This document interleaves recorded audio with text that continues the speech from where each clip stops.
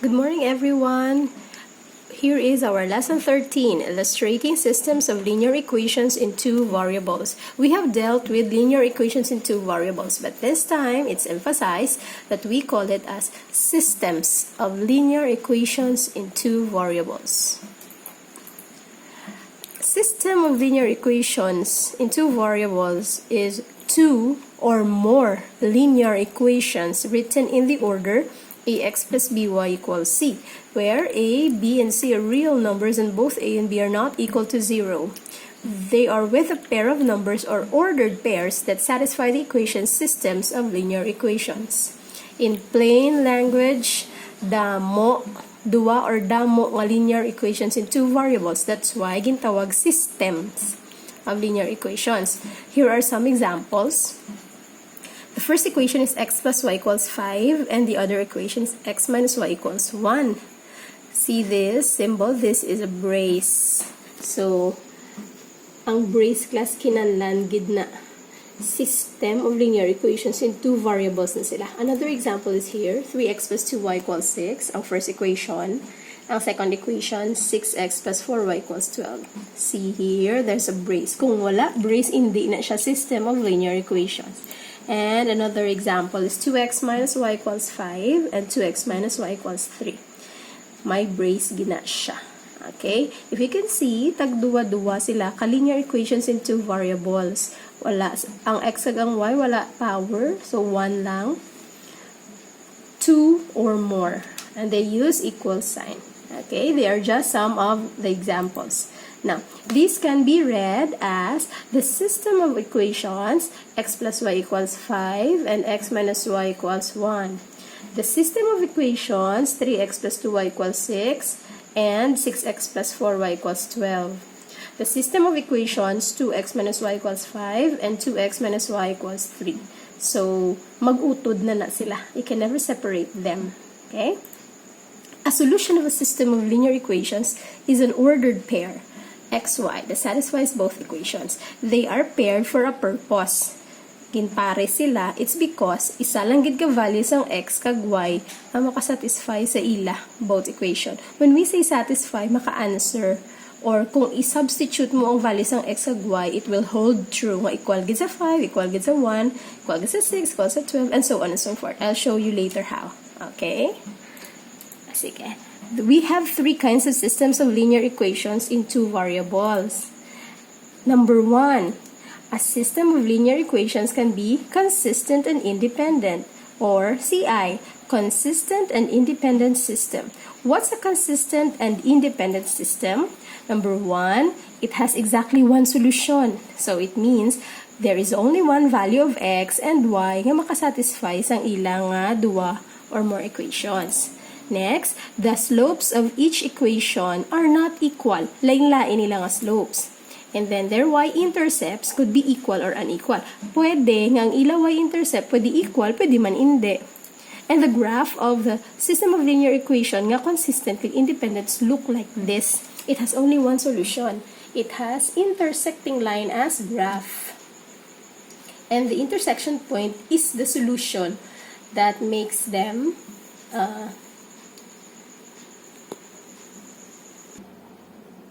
true or satisfies both equation. Okay, remember, CI or consistent and independent system produces intersection line where the intersection point is the solution or satisfies both equation. Okay, here is an example of a system of consistent and independent. The systems x plus y equals 5 and x minus y equals 1. Okay? Our first equation is x plus y equals 5. We will first transform them into y equals mx plus b, identify the slope and the y-intercept. So, we have x plus y equals 5. We added negative x to both sides of the equation so that the resulting answer will be y equals negative x plus 5. And this is already in y equals mx plus b form. So, the slope is, ang upod ni x, it's negative, so it's negative 1. And the y-intercept is the number here.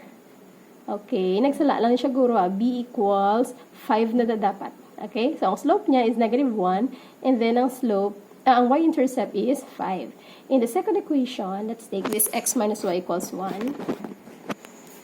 X minus y equals 1. There, we added in both equations negative x, so that the remaining answer will be negative y equals negative x plus 1. And then we multiplied both sides by negative 1 so that y will be positive, and it resulted to y equals x minus 1. The slope is 1, positive ha, and the y-intercept is negative 1. Compare the slopes. The slopes are negative 1 and 1. They are not the same. They are not equal. And the y-intercept, 5 kag negative 1. They're also different. Remember, slopes are not equal. Ang y-intercepts nila could be equal or unequal. And so, kung ang slope lain-lain or unequal or not equal, and their y-intercepts equal or not, then this system is consistent and independent. So we can say the system's x plus y equals 5 and x minus y equals 1 is a system of consistent and independent. And it will produce an intersection line. Next, number 2.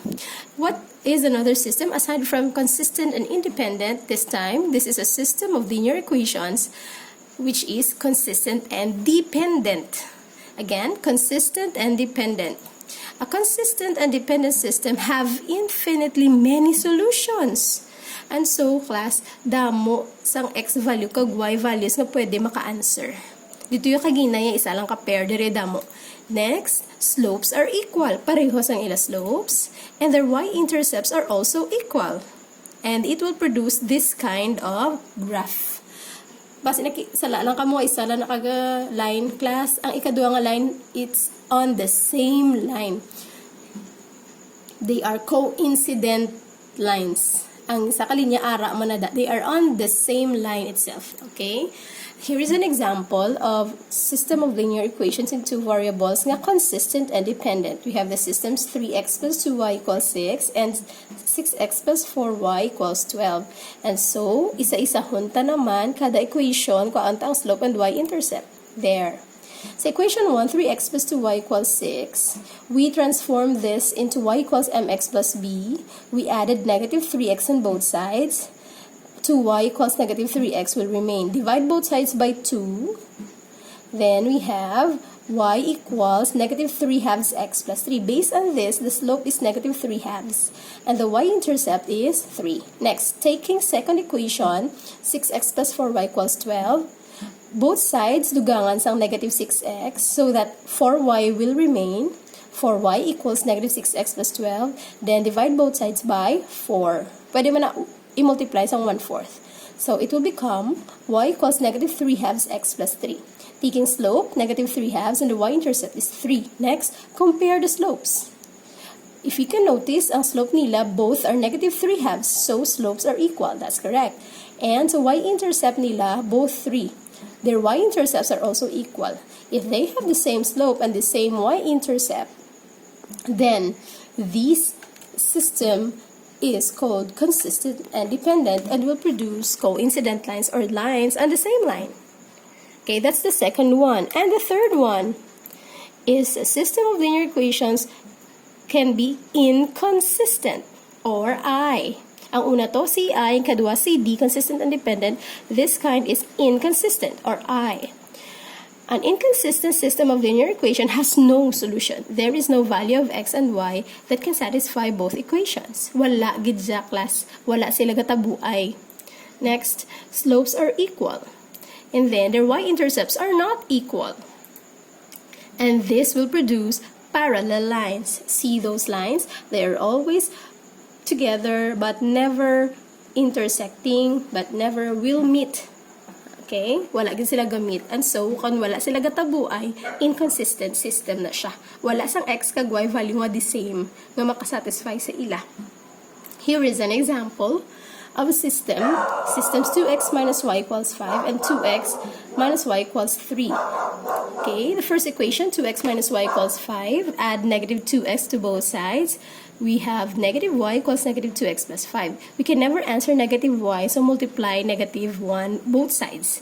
Okay, so the final answer will be y equals 2x minus 5. And the slope is 2. The y-intercept is negative 5. Taking second equation, 2x minus y equals 3. we will add negative 2x to both sides so that negative y will remain. Negative y equals negative 2x plus 3. Multiply negative y and negative 2x plus 3 by negative 1. The answer is y equals 2x minus 3. The slope is 2 and the y-intercept is negative 3. Compare their slope. Notice that their slope are both 2. So, tsakto no? Slopes are equal. And the y-intercepts are different. Negative 5 diri sa una and negative 3 sa ikaduwa. So, really, their y-intercepts are not equal. And when you graph this, it will result into a parallel line. So, we can say that the system 2x minus y equals 5 and 2x minus y equals 3 is an inconsistent system. There you go. You have those three kinds of systems of linear equations in two variables. In summary, I will give this to you. There are three kinds of systems of linear equation in two variables: consistent and independent, consistent and dependent, and the inconsistent. In summary also, when it comes to solution, consistent and independent system has exactly one solution, exactly one value of x and y that can satisfy both equations. But consistent and dependent has infinitely many solutions, while inconsistent has no solution. Next, when it comes to slope, sa CI, consistent and independent, they are not equal. But sa consistent and dependent, slopes are equal. Sa inconsistent, also equal. When it comes to y-intercept or B, sa consistent and independent could be equal or not equal, while sa consistent and dependent, equal. Sa inconsistent, not equal. And when it comes to graphs, CI or consistent and dependent will produce intersecting lines. Sa CD or consistent and dependent will produce coinciding lines or lines on the same line. And sa inconsistent, parallel lines. See this, sa CI, slope and y-intercept not equal, could be equal or not equal. Basihan nyo na lang na. Consistent and dependent equal, ginaya pareho slope, pareho y-intercept, CD na dayon or consistent and dependent. Sa inconsistent naman, it's equal or not equal.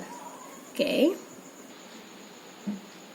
I'll post this notes so that you will have an easy task in understanding this lesson. Okay, let's continue with our examples. Example number 1. What kind of a system of linear equation in two variables is to given? 2x minus y equals 7. System of 2x minus y equals 7 and 3x minus y equals 5. So let us follow these steps. Step 1. Rewrite the equations into y equals mx plus b and get the slope and y-intercept of each equation. And so equation number 1, taking it from here, 2x minus y equals 7. Okay, we will add negative 2x to both sides so that what will remain is negative y equals 2x plus 7. Then, we cannot answer with negative y, so let's multiply this, both sides, with negative 1. There. So, the answer is y equals 2x minus 7. Let's get the slope. Slope is 2 and the y-intercept is negative 7. Okay, let's do the same with equation number 2, which is 3x minus y equals 5. We'll add to both sides negative 3x so that negative y will remain with negative 3x plus 5. Again, multiply negative y and negative 3x plus 5, both sides with negative 1. So the answer is y equals 3x minus 5. Get the slope and the y-intercept. Now, if you get the slope and y-intercept in both equations, step 2 is to compare the slopes and y-intercept. Take note of the slopes, 2 and 3. They are different, they are unequal. And y-intercepts, negative 7 and negative 5, are both also unequal. And so, judging with their slope and y-intercept, what is this system of linear equations in two variables? This is consistent and independent system. And you have an idea that when you plot this system, it will produce intersecting lines. Okay. How about example number 2? What kind of system of linear equation in two variables is x plus y equals 8 and x plus y equals negative 3? Okay. Rewrite again the equations into y equals mx plus b. Get the slope and y-intercept. Taking first equation x plus y equals 8. We'll add negative x to both sides so that what will remain is y equals negative x plus 8. Okay, then what is the slope? Slope is negative 1 and the y-intercept is 8. Do the same with the second equation. x plus y equals negative 3. Add negative x to both sides. You'll have y equals negative x minus 3. The slope is negative 1 and the y-intercept is negative 3. Compare the slopes, second step. Okay, compare the slopes and the y-intercepts. See that the slope are the same, negative 1 and negative 3, but their y-intercepts is different. And so what kind of linear equation two variable is this? System of linear equation two variables. This is an inconsistent system because they have the same slope but different y-intercept. And so you have an idea that this system is or will produce parallel lines. Okay? For example, number 3. What kind of system of linear equation in two variables is the given? 8x. System of 8x plus 2y equals 10 and 4x equals negative y plus 5. Step 1. Rewrite the equations into y equals mx plus b. Get the slope and y-intercept. So we have from this equation 1, 8x plus 2y equals 10. Both sides will be added by negative 8x. So that what will remain is 2y equals negative 8x plus 10. Then, divide both sides by 2. Kung ano upod ni y, amo na i-divide mo sila tanan. So that y will remain. So, divide by 2. The answer is y equals negative 4x plus 5. And so, the slope is negative 4 and the y-intercept is 5. Do the same with the second equation. We have here 4x equals negative y plus 5. There. To both sides, we will add positive y and negative 4x. So that what will remain is y equals negative 4x plus 5. Then get the slope and the y-intercept. Take note, step 2. Yes, if you compare the slopes and the y-intercepts, the slopes are the same and the y-intercepts are the same. And so you have the idea that this system is called consistent and dependent system. Okay, there you have 3 examples. Always base your answers from the matrix that I will give you, that is included in this video. And so let us go now to the next part. What is a solution of the system of linear equation in two variables? When we say solution of the system of linear equation in two variables, these are the values of x and y that satisfies both equation. When we say satisfy, it can answer both equations when the value of x and y will be substituted. Let us have one example. Okay. Example, is 0, negative 4 a solution of the system 3x minus 2y equals 8 and x plus y equals 6? And so, we will substitute 0, negative 4 to each equation. Our x value is 0, our y value is negative 4. Let's try 3x minus 2y equals 8. The answer must be 8 also in both sides of the equation for this pair to be equal or to be true. Okay, so let's substitute 0 to x and negative 4 to y. 3 times 0 minus 2 times negative 4 equals 8. So substitute 0 here, negative 4 here. 3 times 0 is 0. Negative 2 times negative 4 is positive 8. There. So, is it really 8? Yes, that's correct. So, we must also consider equation 2. Both equations must be true so that 0, negative 4 will really be a solution. If not, then it's the otherwise. X plus y equals 6. Taking second equation. We will substitute 0 to x and negative 4 to y. Okay, let's change x to 0 and negative 4 to y. 0 plus negative 4. Negative 4 equals 6. Are they equal? No, they are not. And so this means that 0, negative 4 is not a solution of the given system. Okay? How about another one? Example 2. Is 4, 2 a solution of the system 3x minus 2y equals 8 and x plus y equals 6? The value of our x is 4 and the value of our y is 2. Substitute. 3x minus 2y equals 8. We will change our x value into 4 and y value to positive 2. And perform the indicated operation. 3 times 4 is 12, minus 2 times 2 is 4. So 12 minus 4 equals 8. Okay, the correct answer is 8 equals to 8. Let's try the second one. X plus y equals 6. We'll change the value of x to 4 and y to 2. Okay. So 6 equals 6. Both equations are correct, and so the answer is 4, 2 is the solution of the given system. Keep on repeating this video so that you can answer these lesson 13 activities. I will post the picture on our group chat so that you will have an easy access to the different system of linear equations in two variables. 4 questions, but you need to try your best to perfect this test. Okay? Thank you very much.